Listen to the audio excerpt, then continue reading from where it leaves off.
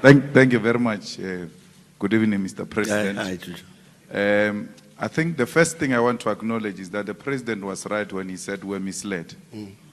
And one of the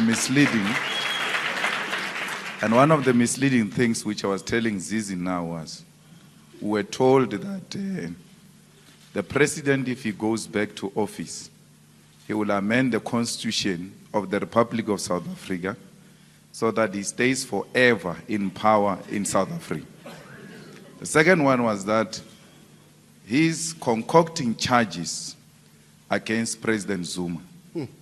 And that President Zuma is not corrupt, he's an honorable man, and therefore he is fighting against President Zuma because he's got his own ideas on how the ANC must go forward. And thanks God, we lived to see for ourselves that no one was actually concocting charges against Zuma. Zuma was corrupt himself. And even when they left the office, the people who were concocting charges against him, he still got new accusations in the absence of those who were alleged to be concocting charges against him. So we've realized much more later that we're actually misled. The question which, Mr. President, you need to deal with is the issue of corruption. You can say all good things here. The reality of the situation is that we are counted amongst the most highly corrupt countries. Yet there is no high profile or a political figure, including a business figure, who has been successfully jailed for corruption. It happened under you. One of them was Tony Ngeni, and then later on there was Jegis Levy and all that. Corruption is very high in South Africa today, but there's no single individual who has been jailed for that. And which means that corruption is being glorified and being celebrated. And as a result, that is driving a lot of people away from what used to be a glorious movement. So if you deal with that, Mr. President, I think your organization will regain a lot of strength. The second issue you need to deal with is the issue of the land. We shouldn't shy away from it. The land is in the hands of the minorities, and we know, and you know that history better than me. And we have agreed that willing buyer, willing seller is not working. Mr. President, the policy of willing buyer, willing seller, which you adopted, it was going to be good if our people had money, they will buy. But even when our people have money, Mr. President, and there is no willing seller, they won't buy. Because there must be a willing seller to be the willing buyer. So you don't have the money, you cannot buy. Okay. Even when you have the money, there is no willing seller. Therefore, the land remains in the hands of the minorities. So we need a much more genuine, radical program to redistribute the land. Thank you. Thank you. All right. So I need guidance on news, né? Right? Because I really want to give the President time to respond properly. I should continue. Am I good? Excellent. Well done, team. Mr. President. Corruption, we can't debate that.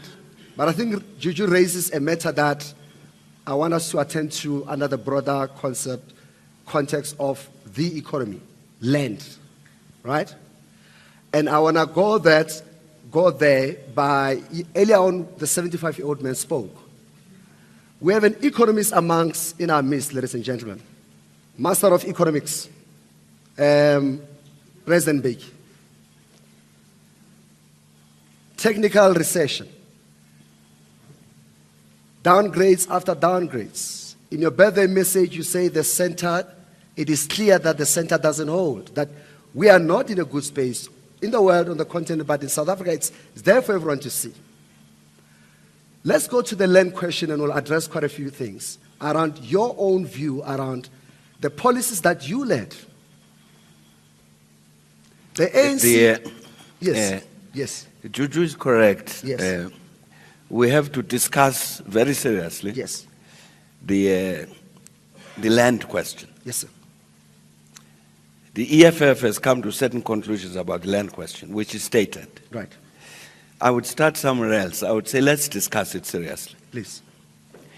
For instance, what the Freedom Charter says, and again Julius will know this, it says the land shall be shared among those who work it. Why was it phrased like that? I don't work the land.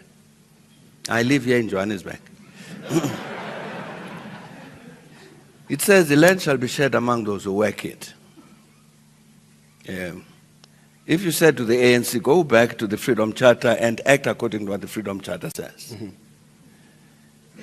it would say, not what Julius has just said, it would say, okay, we therefore need to make sure that the land is shared among those who work it. Who works the land? Is it farm workers, the farm owners, and the people in the rural areas, including where there's this communal land? These are the people who work the land, according to Freedom Charter. What do we do about that? It's not the answer, Julius, if I understood you correctly, that's not the answer that the EFF is looking for. It's looking for something else. Or it could add that those who... Therefore, that's why I'm saying... Who's in charge here? Therefore, that's why I'm saying that, Juju, my view is that where I would like to start is a very serious discussion about this issue, about the land question. There is a very urgent issue that we need to deal with, which is urban land. And indeed, there is nothing in the law or in the Constitution or anywhere which would prohibit a government from expropriating land, urban land, for urban settlement, for human settlement. None. So, and you see the squatter camps growing up all over the place. And these land problems arise and people get evicted and so on. But it's clear that we've got need for urban land, and so why does the government take the land? Why didn't your government take the land? Indeed, you may very well ask that question, why didn't we take the land? Again, you come back to the issue that Julius was raising. But I'm trying to avoid a discussion on this because it's bound to be very limited. As Julius was saying, we adopted this principle of willing buyer and willing seller. Incidentally, I must say, it's not in the Constitution. It's not a constitutional imperative. I hear people saying, amend the Constitution, I don't know what for. Because it doesn't, the Constitution, even in terms of, except to the extent of, it talks about expropriation without compensation, which the Constitution would be against. But I'm saying that because we took that position. It was related to, is related to many things, given you are trying to mislead us into discussing something we shouldn't. South Africa belongs to all who live in it, black and white. Freedom Charter, Constitution. Consequence, let's try and treat with the matter of reconciliation. We've got to reconcile these different sections of the South African population to make sure that South Africa does indeed belong to all only in the black and white. That's got various implications, that observation. Yes. One of them being, then how do, yes, indeed, there is a problem of the land inequality, inequity, the land dispossession, etc. Matter must be dealt with. How do we deal with it in the context of this notion, the kind of South Africa we want to build, which belongs to all who live in it, black and white, united in our diversity? It's got certain policy implications in terms of what you do. That's why I'm saying that I'd want us to discuss this question, including this phenomenon, and maybe the EFF has answered it. You have the land restitution process. And people win the claims. They make claims. And they win the land. And then when they are told, okay, yeah, your claim has succeeded, they say, I'd rather take the money. I'd like Julius to explain to me why is that? Why are our people not taking the land? There are other complications. I don't know, Advocate Gombi, if I can say this. She's nodding. She says you can. Archbishop Makoma has written his autobiography. Maybe I shouldn't have said this, but never mind. And he raises a very important question. In the very first chapter, raises a very, very important question about land.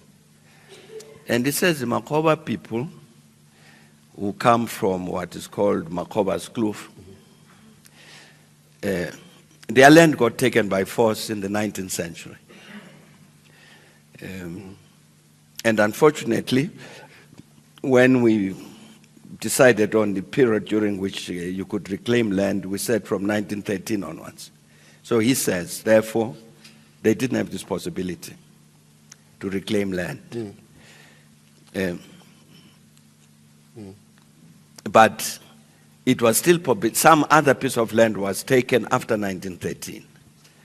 Then it was possible to claim that piece of land, and they succeeded, the Makobas. Yes. And then he says, the problem is that the Makobas then started fighting among themselves over this piece of land. So much that they, the Archbishop and his immediate family, they pulled out. They said, no, we leave this. That's not unique, that phenomenon. So let's discuss this question properly, in detail, without the slogans. I know, Juju, you've got to win support and all that. I don't have to. Let's deal with the question. I agree entirely, absolutely entirely with the land question. But let's deal with it properly. Excellent. But certainly the heightened focus on land with regard to the majority, you will definitely agree it's long overdue. Oh, absolutely. Yes. The only thing I'm pleading for is that let us discuss this matter seriously. And soberly. Soberly, yes. You know, like, you know, my mother stayed in a village there in the Transkei. Overlooking the immediate village is huge tracts of fallow land. And I was asking her, I was saying, but why is this land lying fallow? It's fallow, absolutely fallow. She explained to me that one of the reasons is before, he says, when you grew up, these families owned a lot of cattle. So I said, yes, they did. They no longer have those heads of cattle. So now they need a tractor to come and plow this thing. They don't have money to buy a tractor, neither do they have money to hire a tractor. So I said, okay, I see that. Then she says, then what's happened, when you grew up, there were heads boys who looked after this cattle so that the cattle would not wander into the fields and eat up all of this maize. I said, yeah, that's right. She says, all the heads boys are now at school. So that even if you were able to plow here, there is nobody to chase away the goats because the children are at school. Yeah. So what therefore you need, she says, first of all, you got to these open fields that you're looking at, you got to fence them. And these rural people, they don't have the money. Number two, you've got to hire a tractor for them so that it can come and plow this thing and so on. She says these are some of the reasons that these lands are lying fallow. Okay. Now, when we therefore discuss the land question, we must get down to that kind of detail. That level of detail. What is it that we do? What is it that we do to... Beyond pronouncements, beyond policy implementation. I want to go to to calls. Mr. President,